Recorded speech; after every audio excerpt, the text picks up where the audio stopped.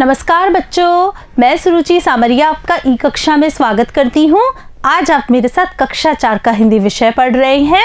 बच्चों, हिंदी विषय में आज आप मेरे साथ पाठ 4 पेड़ के भाषा की बात पर आधारित अभ्यास प्रश्नों को हल कर रहे हैं। बच्चों, आप यह कविता मेरे साथ पिछले भाग में पढ़ चुके हैं तथा कविता पर आधारित अभ्यास प्रश्नों को भी हल कर चुके हैं।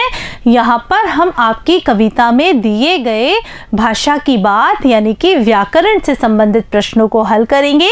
तो आइए देखते हैं हमारा पहला प्रश्न क्या है। पाठ में शीत और गर्मी शब्द आए हैं, ये एक दूसरे का विपरीत अर्थ दे रहे हैं।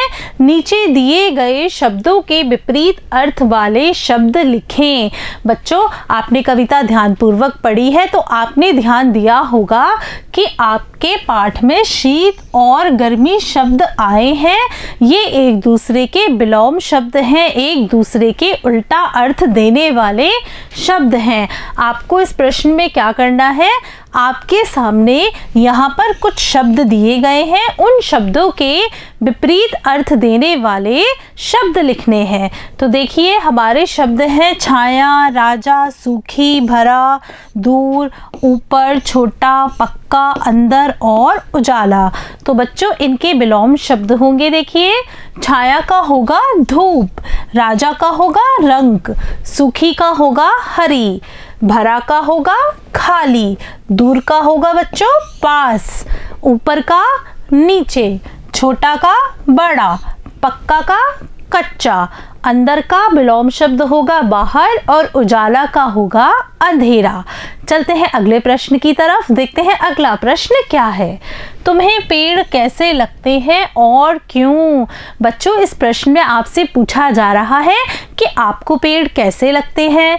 अगर अच्छे लगते हैं तो क्यों लगते हैं, बुरे लगते हैं तो क्यों लगते हैं। बच्चों, इस प्रश्न का उत्तर आपको देना है। तो बच्चों, मैंने इस प्रश्न का उत्तर दिया है, हमें पेड़ अच्छे लगते हैं। क्यों अच्छे लगते हैं?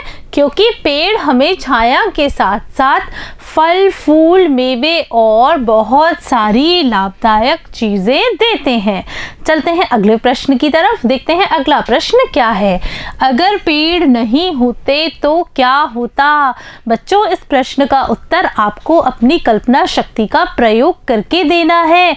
आपसे पूछा जा रहा है कि अगर पेड़ नहीं होते तो क्या होता। तो बच्चों, इस प्रश्न का उत्तर हम इस तरह से लिखेंगे, अगर पेड़ नहीं होते तो हम जीवित नहीं रह पाते, क्योंकि जीवित रहने के लिए आवश्यक ऑक्सीजन हमें पेड़ ही देते हैं। बच्चों, हम जीवित कैसे रहते हैं? हम ऑक्सीजन की मदद से ही जीवित रहते हैं। हमें जिंदा रहने के लिए ऑक्सीजन की आवश्यकता होती है। अगर हमें ऑक्सीजन नहीं मिलेगी तो हम मर जाएंगे। चलते हैं अगले प्रश्न की तरफ। पेड़ की छाया कब अच्छी लगती है? बच्चों, इस प्रश्न का उत्तर आपको अपने अनुभव के आधार पर देना है। अनुभव का आधार यानी कि जब कभी भी आप पेड़ की छाया में बैठे होंगे तो आपको महसूस हुआ होगा कि आपको पेड़ की छाया कब अधिक अच्छी लगती है। तो देखिए, इसका उत्तर हम देंगे, पेड़ की छाया हमें जब बहुत अच्छी लगती है, जब धूप बहुत तेज होती है, तब पेड़ की छाया में बैठने पर बहुत अच्छा लगता है। बच्चों, आपने इस बात का अनुभव तो किया ही होगा। गर्मियों के दिनों में आप कभी जब भरी दोपहरी में पेड़ की छाया के नीचे बैठते होंगे तो आपको पेड़ की छाया उस वक्त बहुत अच्छी लगती होगी। बच्चों, आज आपने मेरे साथ आपकी पाठ्यपुस्तक आओ सीखें भाग प्रथम के पाठ 4 पेड़ की भाषा की बात पर आधारित अभ्यास प्रश्नों को हल किया। मुझे पूरा विश्वास है कि आपको इन सारे प्रश्नों के उत्तर बहुत ही अच्छे तरीके से समझ में आ गए होंगे। नमस्कार बच्चों।